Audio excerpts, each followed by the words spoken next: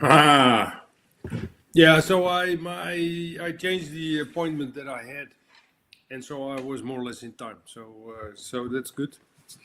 But Okay. now I've scared Philippe, so he's gone. Maybe. But Philippe is not coming. No, he hasn't said so. But because I said I'm going to be late, maybe he got scared and he escaped. Or of course he has more important stuff to do. Now. No, I think he'll be there in a sec. I assume. Yes. He hasn't declined. No, he hasn't. So how's it going, Juan? Good. Everything's fine. So how's the virus? How's the things in the virus lab? I don't work with virus directly. I study certain proteins. But the final objective is to test the virus for inserting or injecting this protein. Yeah. So it's resistance to this protein. Is to develop compounds that inhibit that protein, so it can act as a therapy for people that are infected with the virus. Can you mention another? Because that would be like it's a vaccine, so it's towards a vaccine. Yes, something like a vaccine, but it's not precisely a vaccine. It's more like a complementary treatment for people that are already infected. Because a vaccine, as you may know, is you give the some part of the virus to a person, and the person develops immunity towards the virus. But in this case, what we are doing is trying to find compounds that inhibit the activity of the virus directly. So in case that that person is already infected, we can prevent the virus from spreading inside the body. Okay, so this in the end, this would be a complementary, curative drug. So Yes. somebody would take the vaccine but still have symptoms, and then this drug would help to reduce the effects of these symptoms. Yes. Okay, that's cool. And is this like a practical, like a case study, or is it like hypothetical, or do you work with a company that makes these kind of drugs? Well, currently, I only work with a university. And we just make, let's say, computational analysis of which compounds could work as potential drugs. And then to my understanding, the group that I'm collaborating with has some connections to other groups that can synthesize those compounds and then try them on a lab. But after that, I don't know if they. Well, I suppose they would. It would be good for us to actually develop the drug and commercialize it. But yeah, that'll be good. Yes. Financially, very. So if it works, there's a lot of demand for it. Yes. Hang on a sec. I'm going to tell Philippe that we're in. Okay.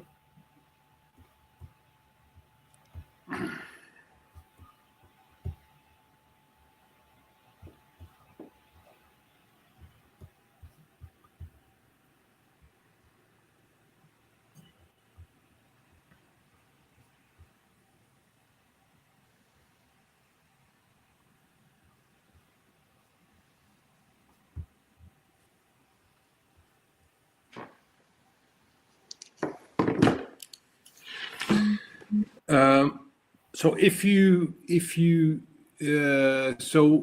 model this in a software, okay, so the reaction of the virus to this protein. So how do you determine? So in what terms do you characterize the reaction of the virus to the protein? We have some physical interactions. Mm-hmm.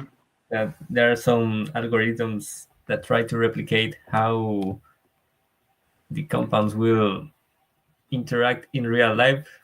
There are some approximations, but the idea is that they kind of resemble how those compounds will actually interact with the compound. Mm-hmm.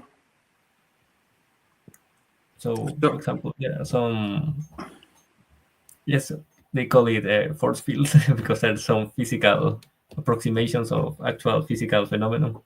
Yeah. So it's physico-chemical kind of. Yes. So it's so you're studying these things as because they are molecules, yeah, big Yes. complex molecules, yeah. Okay. So their fitness, it's kind of a fitness issue, yeah. So this reaction, or is it purely like chemical? Fitness in what sense? Yeah, that would be organical sense. Organical, like fitness, like they fit together. Yeah, of course. It's always so in an evolutionary selection procedure, the more suitable instance or version, that would be the one with the most fitness, the best fitness in that circumstance or environment. So there is a problem with the definition of fitness because it's not absolute. It's always relative to something that itself evolves all the time. And so my question, the background to my question was, how does that, if you want to affect the behavior of a virus, then you would supposedly try to change its fitness to make it less effective, or influence its behavior that makes it effective as a virus. So that was the backdrop to my question. How do you look at fitness? But maybe it's more like a physical or chemical approach. Okay. And then fitness is not so relevant because it's more like the natural laws. Yeah. Well, I think it could have some relationship to what we are doing. There is Philippe. Philip. Hi, Philip. Hello. How's it? Hello. What's happening? He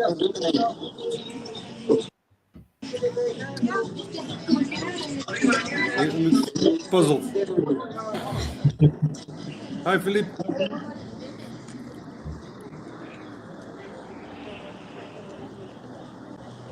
Mute. Huh? Hello. Hi, Philip. Can you hear I us? can hear you.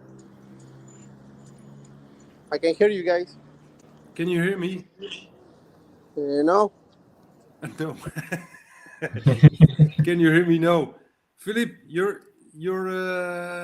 microphone is muted. Hold on.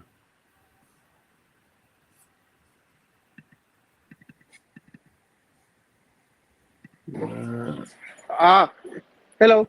Yeah. Hi. Now. Hi. Hi. Yeah, hi. Now. Okay. Hi. Hi. How are you? I was in the tax office. Sorry for the late. Okay. Show us a little bit of the surroundings, Philip. I'm working in the center of La Florida, near to Juan Canto's house. Oh, really? Yeah. Here is the tax office. Uh-huh. So Are you again now at the tax office? Huh? Are you What? again at the tax office? Again, yes. Again. I generally try to stay far away from the tax office. Maybe 30 minutes to my home. Okay. I'm walking to the car, to my car now. Okay. So how are you guys? Good. Good. Everything is okay. Yeah. So we were just about to start discussing the article that you filed last week. From Cesar Hidalgo. Can you give us the summary? It's an article about the machines and how they impact their life. Cesar Hidalgo wants to make a government management by an AI. So the articles show the state of art of the machines, that kind of thing in general. There is a TED talk with Cesar Hidalgo. If you want to see that, yes, and listen, it's very interesting. And that talk,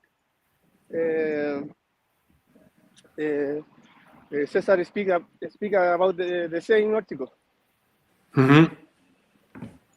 So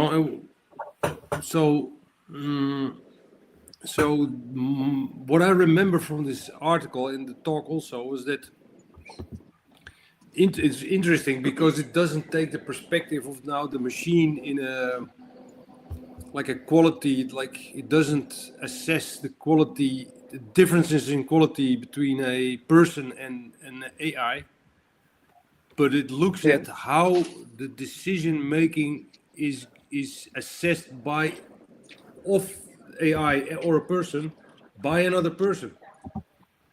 So how does a person look at the decision made by AI or by another person? Yes. I thought that was very interesting.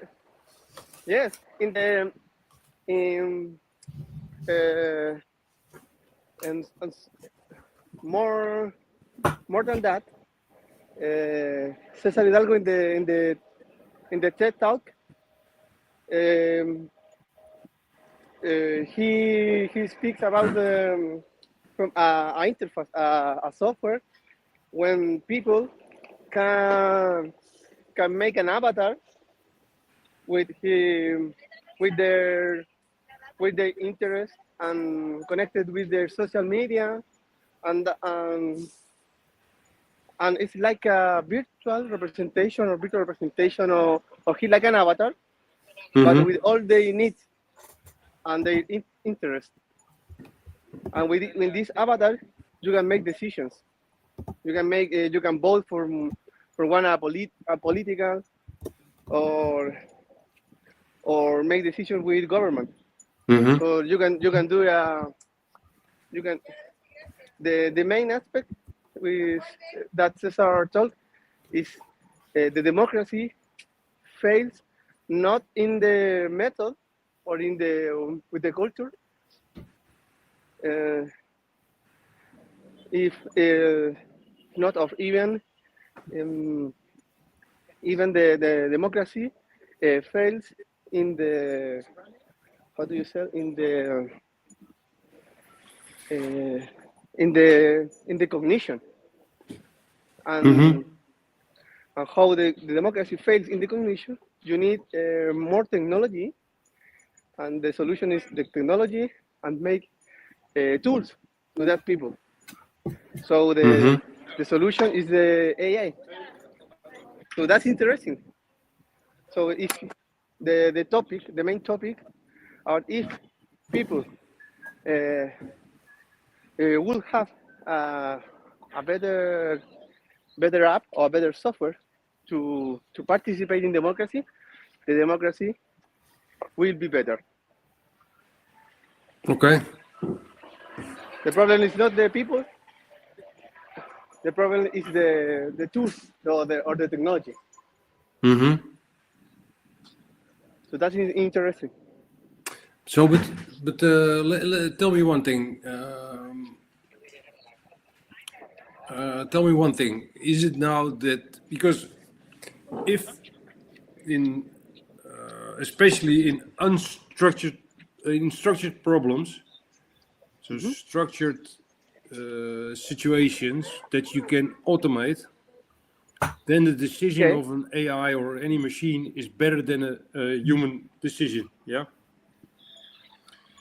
Okay. So what if in one of those commissions you would, and there would be sufficient structured problems, and so then machines can do the work better than humans? Because humans get bored and they make mistakes and they don't understand or they don't listen because they're thinking of something else. Machines are always, focused with the same input. They always give the same output. There's no emotion. There's no politics, no problems. So that would work nicely. But now, in the article, it says that if people, so democracy is about taking decisions, but it's also about carrying the decisions, so that people share the information and have a common understanding of what's happening. But now people are looking differently at machines making decisions than to people that make decisions. So how would you deal with that? I think personally that the machines can do and the automation can do can do tasks that humans can do repeatedly better. Mm-hmm. So the bureaucracy or all the paper thing when you make signs or all kinds of task, the machine can do that better. But the social or all the political tasks that need a social interaction is difficult to me. Yes. I think it's a personal opinion. I agree. What do you think, that bureaucracy can the bureaucracy?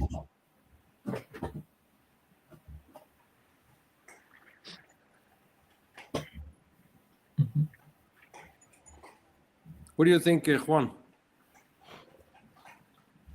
I think it's a pretty interesting idea, at least in the realm of, let's say, administration and the efficiency of administering certain tasks within government.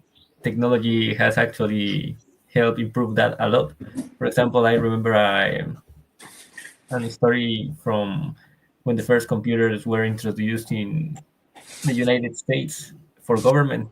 They say that when they make a census is called, I don't know, the last time they do it, they took like 3 years to process all the information they had of that census. And in those 3 years, they actually needed to do another census, and the population has already changed. So when they first introduced computers, they did the same thing and processed that information in days. So in that aspect, technology is useful.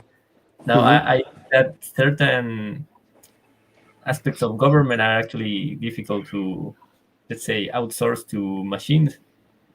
And related to this article, when it comes to a machine or, let's say, a robot taking a decision, and we judge that decision compared to a human, because and maybe it's related to what we have talked about in some of these sessions, that maybe we can associate a human with responsibility. So if a human makes a mistake, we know that we can make that person responsible and be accountable for what that person did. But if it is a machine, then who we are going to make accountable for that decision?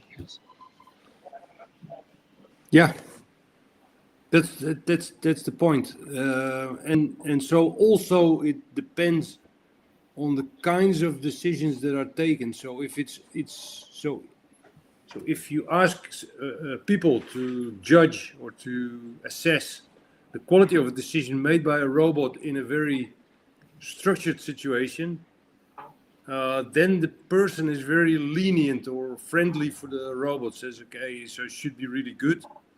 But if it's in an emotional situation, the quality of the decision asked from a human being is much higher, because the expectations are higher if the situation is unstructured. So it depends a whole lot on who is judged or who is asked, really, and so in the concrete situation that they're in. And I thought it was really surprising, because you would look at the outcome and say, okay, this is either a good outcome or a bad outcome. But now it's not only that, it's an unstructured decision, so I would expect more from a human being. And now the quality of the answer is not so good, but I'm going to forgive them.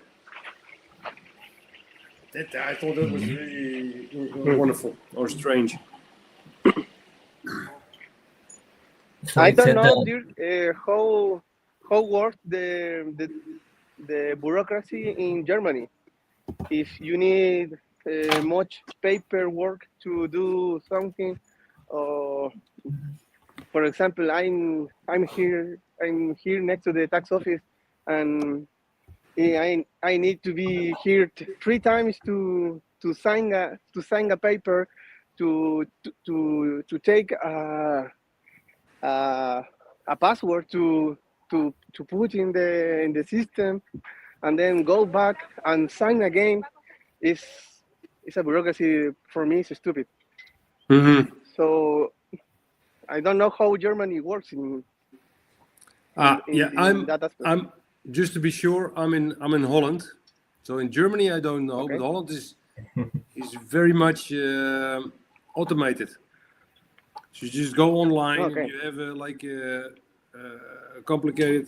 There's an app that monitors your password, that keeps your password, and that you can go online and basically do everything online. So Okay, and but you have your own enterprise, your own company? Yeah. And with your own company is the same, all online? Yeah. So for instance, to file a company, to establish a company, you go to the Chamber of Commerce. Yeah. Okay. But everything is online, so it's almost well, it's not appreciated if you go visit them. They don't want to see you, so everything is supposed to be online, and that's okay for many of those procedures, because it's so procedural, it's so structured, that's fine. But sometimes it's not, like in the tax service. So the tax authorities is also much automated. It's already difficult to get a phone call, because it takes a long time, and it's a big menu, Okay. and you have to go through all that, and then they know no, because they see the same thing on their screen as I can see on my laptop screen. So then it's a little bit difficult, because you expect, I mean, if you can't solve it with the software online, then you want the person to be your friend on the others, on the phone, or when you go to the tax office. And then it doesn't, and so that feels very cold. So now we're dealing with the system. And so I think maybe in your situation is one opposite. It's one and the extreme, where you go 3 times for a signature. and here is the other opposite. So now it's only a system and a computer screen that we're talking to. But now reality is more complex than a computer screen. Hmm.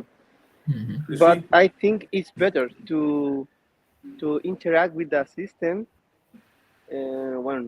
Well, I think in some cases here it's better to interact with a person, because if the other person is a friend of friend of mine, or I know them, the process will be fast, very fast. Yeah. So the person, if I know them, if I connect with him, the process will be very fast, and you can do the process early.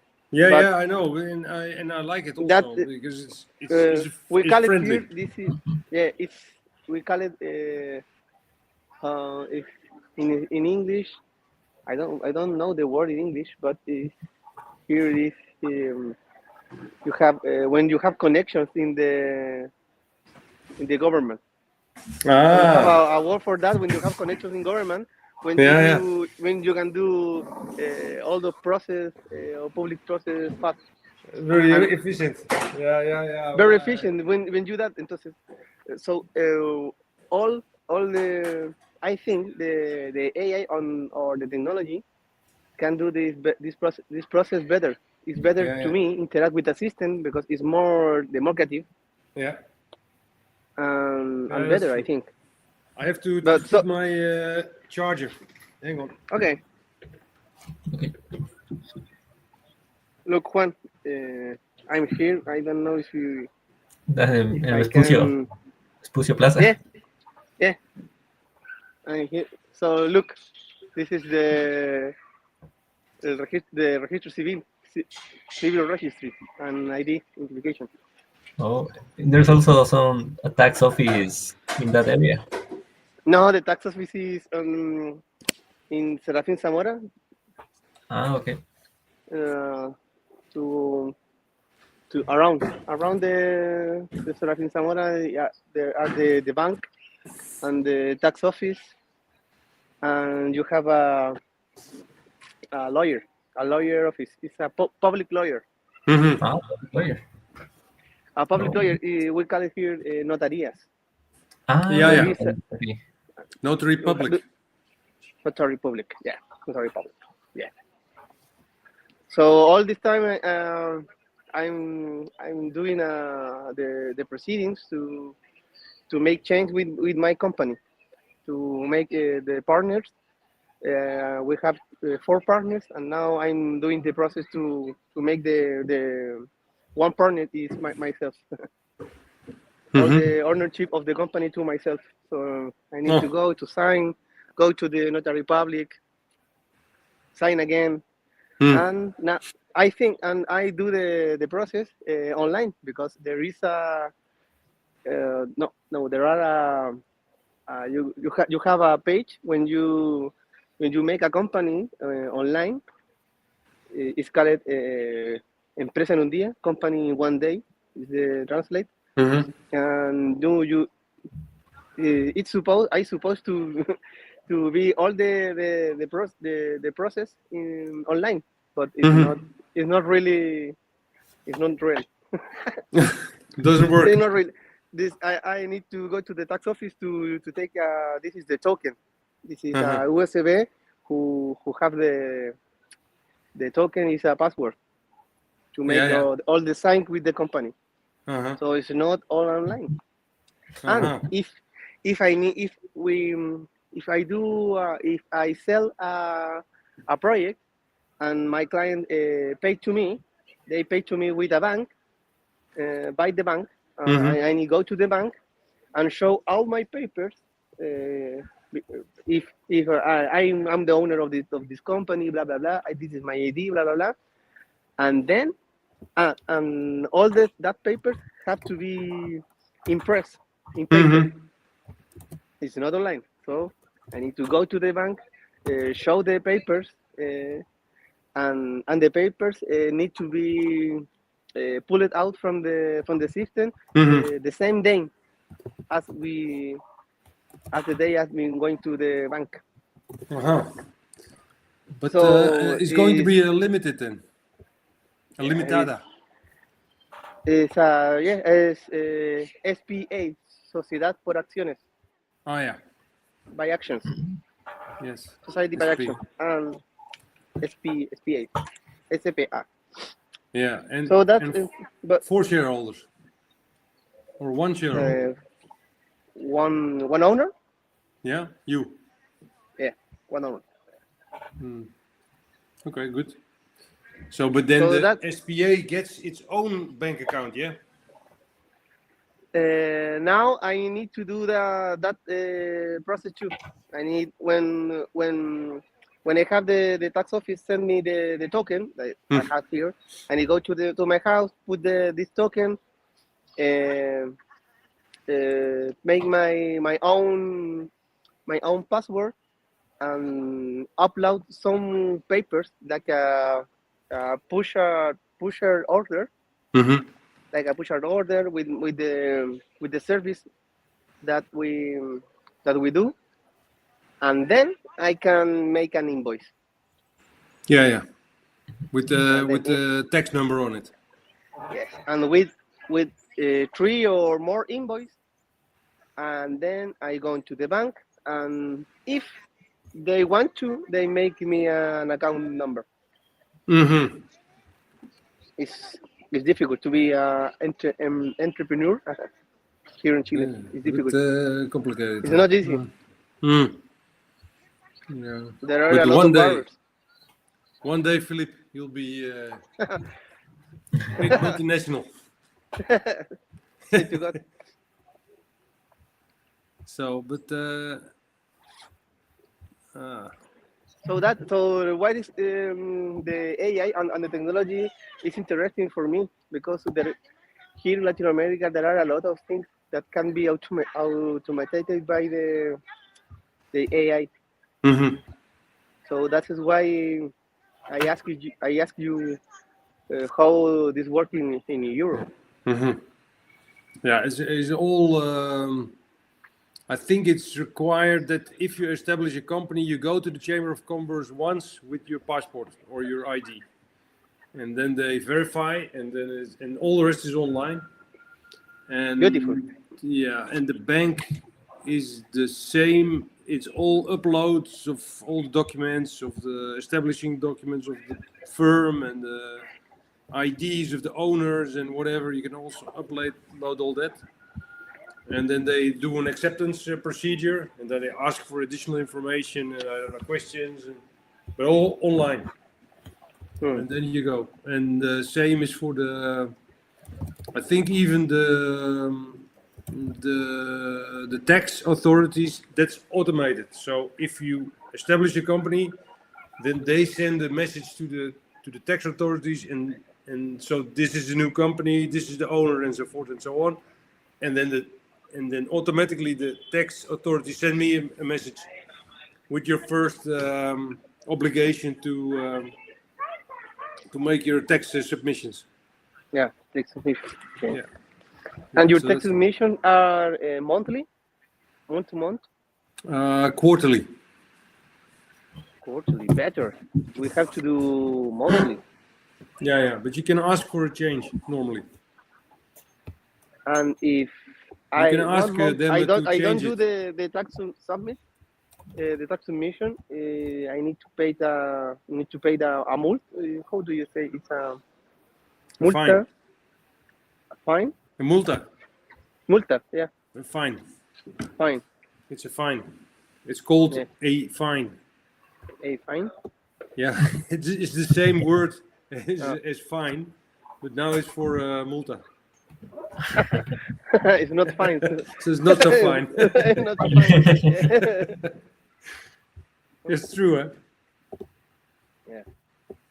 So that's why I'm late now.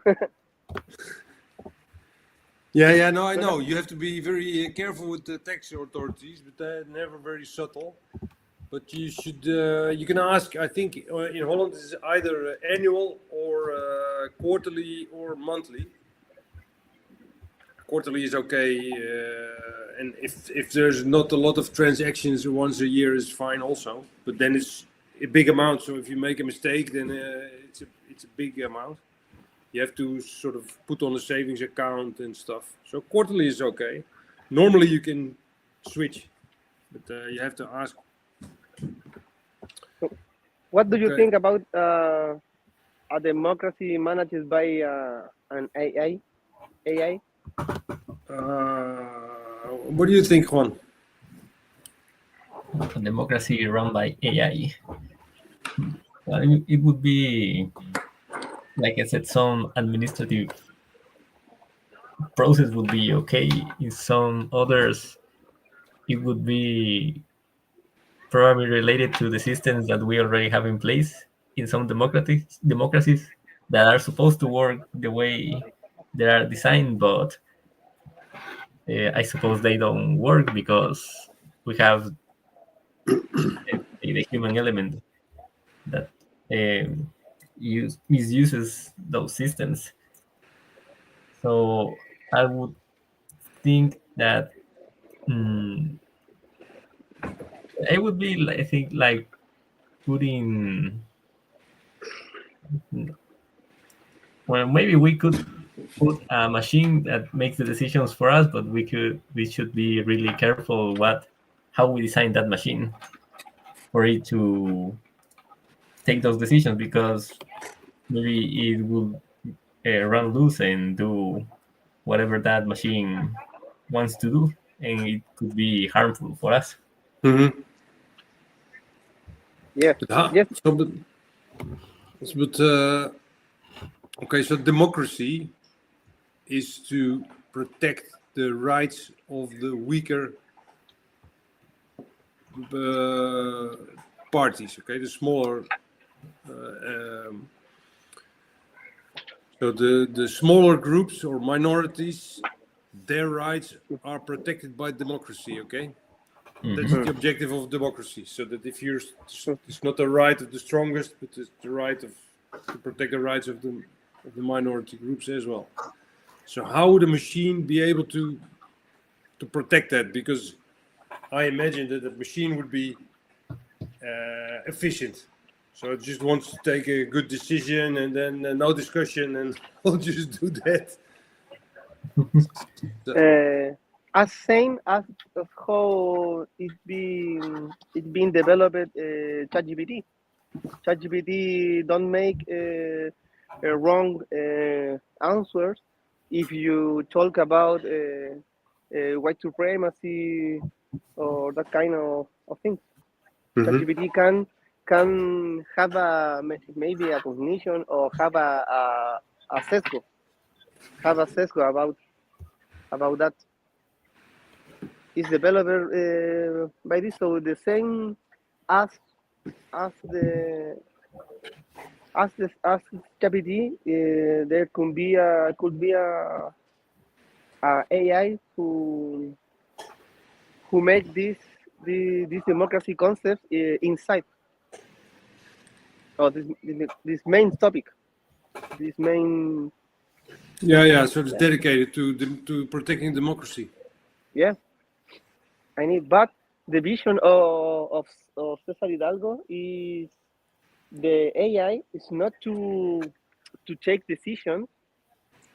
It's more than a machine who can help you to take decisions. Yeah. So decision support. Decision support. So some people some people don't interact with democracy. That is the main topic. The people don't interact with the democracy. Is not participative with the votes or something. In a lot of countries, and in Latin America also. So that is the hypothesis.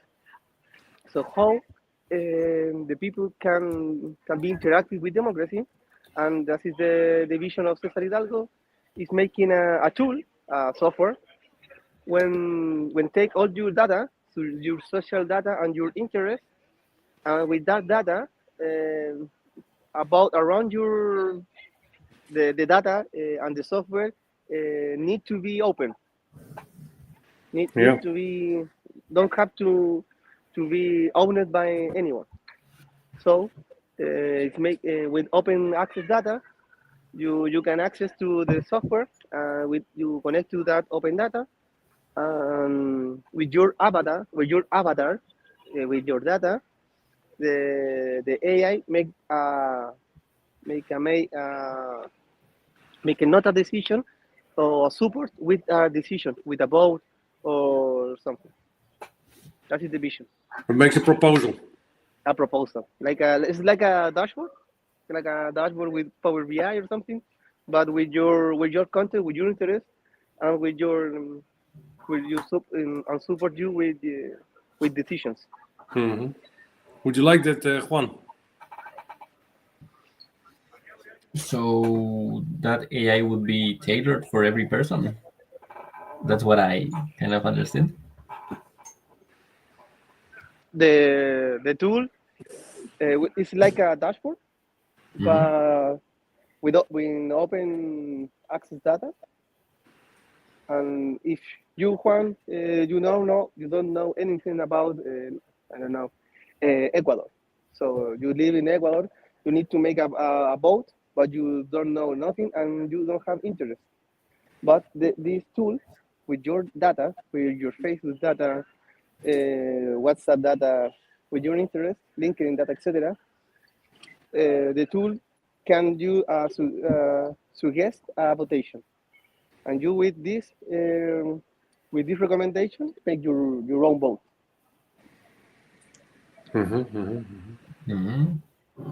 Okay, that sounds pretty interesting. Well, what I was going to say is more related to what Dirk said about democracy and how would we make an AI that will take, well, like be the government instead of people. I would say that maybe we should have some basic principles defined in AI that are applicable to everyone. Like, for example, in a constitution, it is written that everyone has certain rights and maybe certain, how do you say, obligations, so that it knows that whatever decision that AI takes, it knows that it can't infringe on those rights. And maybe it could if there's some judicial process like this actually, or how it should be done in the present with some systems in the world, that you have these rights and the government can infringe on those rights unless they have some really good cause to believe that you have done something, and they go to a judicial process to make that case, and then they can infringe of in your rights. Yeah, so it can make inferences and to check on background data much faster, because the AI can already make all the phone calls in a split second, and or not phone calls, but get information really fast, and then make a really well developed or founded or solid argument to make a certain decision. Yeah, that's a point. That would be good. Useful, I think. So they'll explain to you, so I propose this decision because I've checked this and I've figured out that, and it's logically, this is what you should do. Okay, that's cool. Yes. What about if you feed it old data, so it's like data sets from last year, usually it's like US of A, all the data sets, and so this is what this AI knows. It's the basis for its based on these data sets it takes decisions. Yeah. And so let's say that these decisions that are accepted by you and by me, say this is a good decision, do it. Then they are also fed into the data set.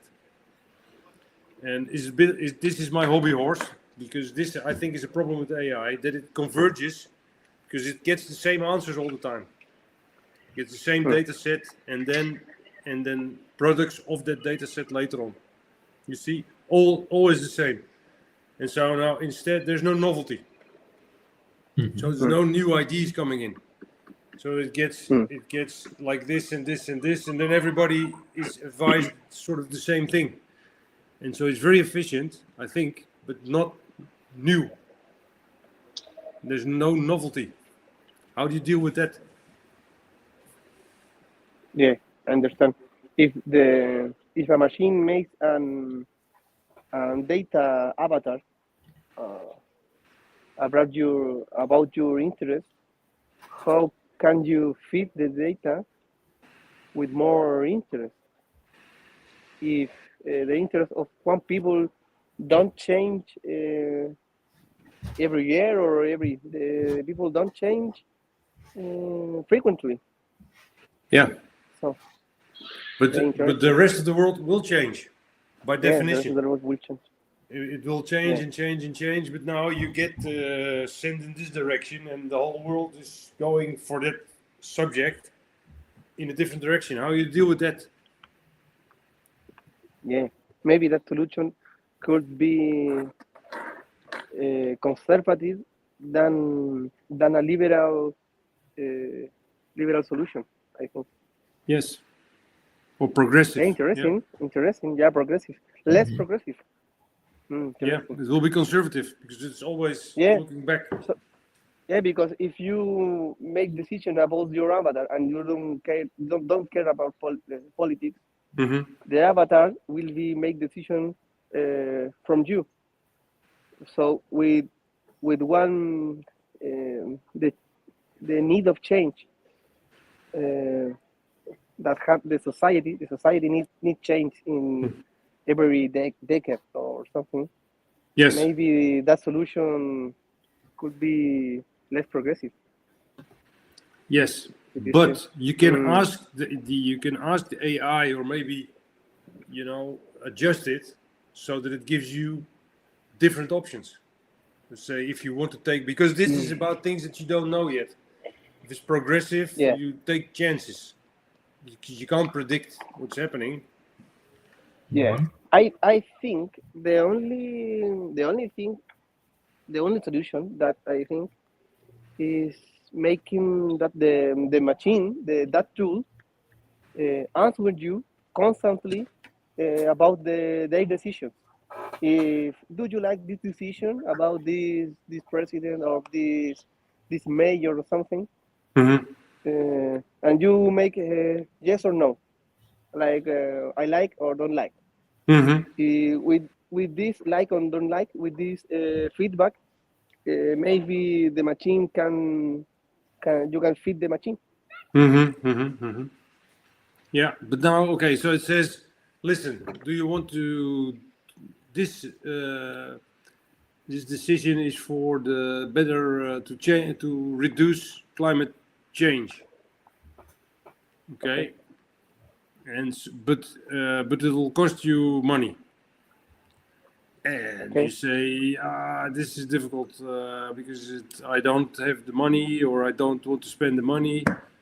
So it's very intricate.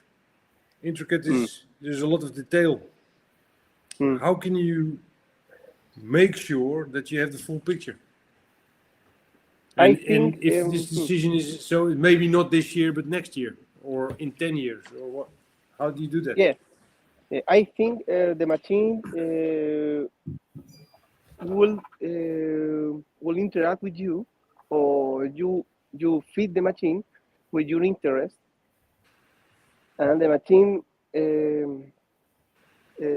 show you an answer. So the same example, the climate change an economic problem. Maybe with your interest, the machine have a good answer, good vote. Okay, it's like your avatar in the app is about yes, the avatar vote yes. But you in your insight or in your main vision now or recently because the media, the television or whatever, you change your opinion, and it's different from the avatar. The avatar say yes, and you now in the with the media or something, you say no. So that is when do you can change the vote. So what is I think the machine this tool not need to take decisions, must make a recommendation. That's what is interesting. Don't have to a machine make a decision for you. That is only a recommendation, I think. Yeah. You need to think about it. And it's interesting because you will think about why this machine vote yes, but now I'm voting no. Yeah. You are thinking about your decision or your avatar, I think. Yeah. But You would yeah, use it as a what if generator. So what if? So there's a decision that you have to vote on, and then you can use it to look at the consequences of your vote, or to tweak it to, yeah, I don't know exactly how to do that. How the AI? Yeah, this is that is difficult. How the machine or this tool show you the. Yeah, because for instance, in Holland there's a Yeah. problem with making new building in construction, because they say there's too much ammoniac is produced by farmers, by Okay. cows. And so there's too much of it in Holland. And so they say to make a construction of a building also brings out this product, NOx kind of a product, which is pollution. So we don't want that. But now we have a difficulty because there's not enough buildings. So there's a problem because now the prices of houses goes up a lot. One, and the second one, young people cannot buy a house because it's too expensive and there aren't many available, not enough. Okay, so now there's a whole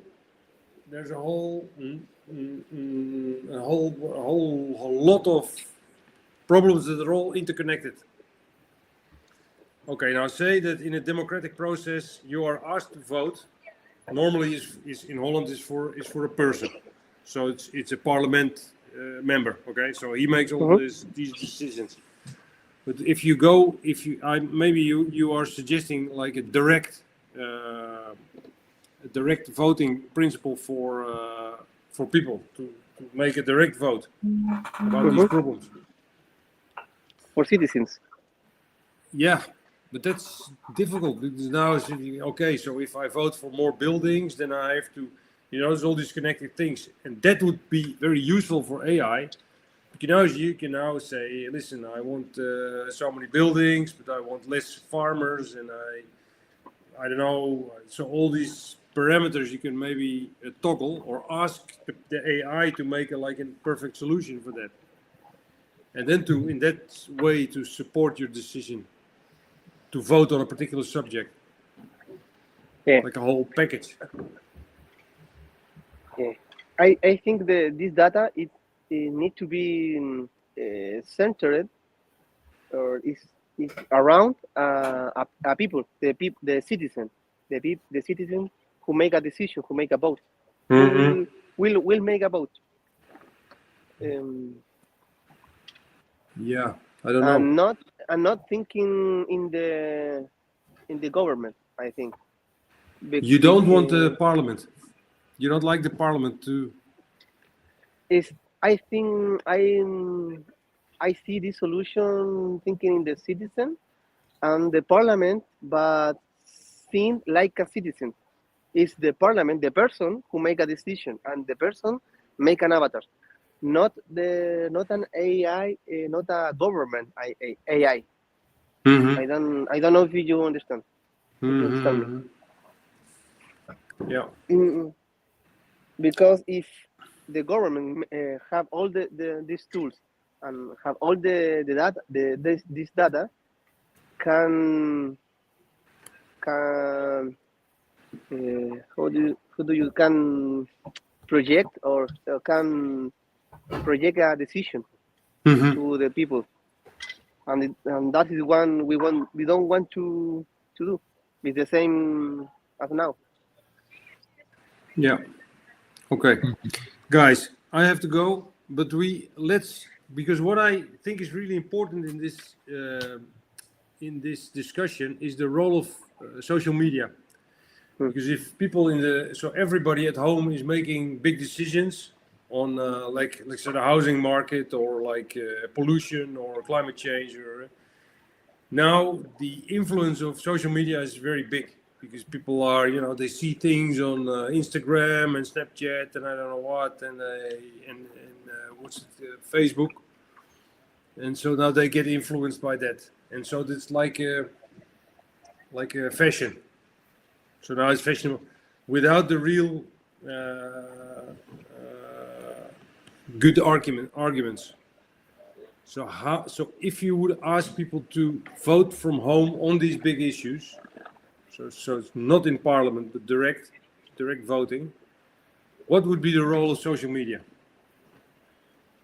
Can we discuss this next week? Because I'm going to have to bail. Yeah. Yeah, sure. Yeah. All right, guys. It was interesting again. Yeah, interesting. Yeah, very interesting. Discussions. Yeah. I'll see you next week. Philippe, see you next week, and good luck with the tax authorities. Thanks. Bye, dear. Okay. Bye, Juan. See you next week. Ciao. Ciao. Bye. Have a nice week. Same to you.